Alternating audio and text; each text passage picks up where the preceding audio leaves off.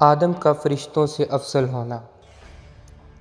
حضرت امام عسکری علیہ السلام کی تفسیر میں حق تعالیٰ کے قول وَإِذْ قَالَ رَبُّكَ لِلْمَلَائِكَةِ کے بارے میں لکھا ہے کہ انسان کی خلقت کی ابتدا اس وقت ہوئی جب کہ تیرے پروردگار نے ملائکہ سے کہا، جب کہ وہ زمین سے شیاطین و جان و بنی جان کو نکال چکے تھے اور خود مقیم تھے اور عبادت الہی زمین میں آسان ہو چکی تھی۔ انی جاعل فی الارض خلیفۃ، میں بجائے تمہارے زمین میں اپنا ایک خلیفہ و جانشین بناؤں گا اور تم کو آسمان پر لے جاؤں گا۔ یہ عمران پر بہت شدید و دشوار گزرا، کیونکہ ان کی عبادت آسمان کے نزدیک واپس ہونے سے زیادہ دشوار تھی۔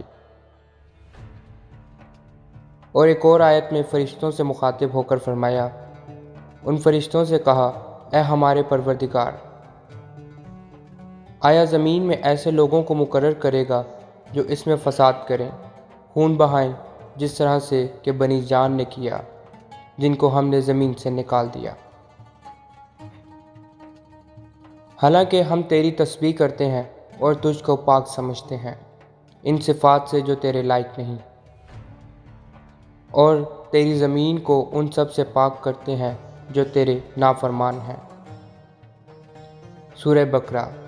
خدا نے ان کے جواب میں فرمایا کہ میں جانتا ہوں اس مصلحت کو جو زمین میں ہوگی، کہ تمہارے بجائے ایک مخلوق کو آباد کروں گا جسے تم نہیں جانتے، اور جو تم میں کافر ہے اسے بھی جانتا ہوں، یعنی شیطان، لیکن تم نہیں جانتے۔ سورہ بقرہ۔ اور خدا نے آدم کو کل نام تعلیم کر دیے۔ حضرت آدم علیہ السلام نے فرمایا کہ پیغمبر محمد و علی و فاطمہ، حسن و حسین علیہ السلام کے نام ہائے مبارک اور ائمہ طاہرین صلوات اللہ علیہ اجمعین کے اسماء گرامی اور ان کے چند برگزیدہ شیعوں اور ان کے دشمنوں اور عاصیوں کے نام تھے، یعنی پھر محمد و علی و ائمہ کو ملائکہ پر پیش کیا گیا، یعنی ان کے جسموں کو جو عالم ارواح میں چند نور تھے۔ سورہ بقرہ۔ پھر کہا کہ اس جماعت کے ناموں میں سے مجھے آگاہ کرو اگر تم سچے ہو اس امر میں کہ تم سب کے سب تسبیح و تقدیس کرنے والے ہو، یعنی فرشتوں سے مخاطب ہو کر فرمایا، اور تمہارا زمین میں چھوڑ دینا ان لوگوں سے بہتر ہے جو کہ تمہارے بعد ہوں گے، یعنی جس طرح تم اس کے باطنی و قلبی کو جو تمہارے درمیان ہے نہیں جانتے، اسی طرح اس کے عیبوں سے بھی لا علم ہو جو بھی پیدا نہیں ہوا ہے، اور اس طرح ان چند شخصوں کے نام نہیں جانتے جن کو دیکھا کرتے ہو۔ سورہ بقرہ۔ ملائکہ نے کہا کہ ہم تجھ کو عام عیبوں سے بری سمجھتے ہیں اور پاک جانتے ہیں، اور اس سے کہ کوئی کام تو کرے اور اس کی مصلحت سے ناواقف ہوں، ہم کو تو اتنا ہی علم ہے جتنا تو نے ہم کو تعلیم کر دیا۔ بے شک تو ہی ہر چیز سے واقف اور حکیم ہے، جو کچھ کرتا ہے حکمت مصلحت کے موافق ہوتا ہے۔ سورہ بقرہ۔ پس خدا نے فرمایا کہ اسے آدم ملائکہ سے اسماء پیغمبران و ائمہ بیان کرو۔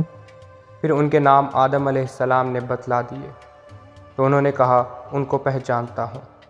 اس وقت خدا نے ملائکہ سے عہد و پیمان لیا کہ ان پر ایمان لائیں اور ان کو اپنی ذات پر فضیلت دیں۔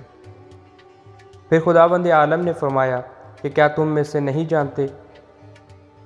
کہا تھا کہ میں زمین و آسمان کی پوشیدہ و مخفی باتوں کو جانتا ہوں، اور وہ سب جانتا ہوں جو تم ظاہر کرتے ہو اور جو کچھ تم پوشیدہ رکھتے ہو۔ فرمایا کہ جو کچھ ابلیس دل میں پوشیدہ رکھتا تھا اور جو ارادہ کر چکا تھا کہ اگر حق تعالیٰ اس کو آدم کی اطاعت و سجدے کا حکم دے گا تو وہ انکار کر دے گا، اور اگر آدم پر مسلط ہوگا تو ان کو ہلاک کر ڈالے گا، اور جو کچھ ملائکہ نے سمجھ رکھا تھا کہ ان کے بعد جو پیدا ہوگا اس سے بھی وہ ملائکہ افضل ہوں گے، یعنی اہل بیت و طاہرین سے، لہٰذا حق تعالیٰ نے فرمایا کہ تم افضل نہیں ہو بلکہ محمد صلی اللہ علیہ وآلہ وسلم اور ان کی آل طاہرین افضل ہیں۔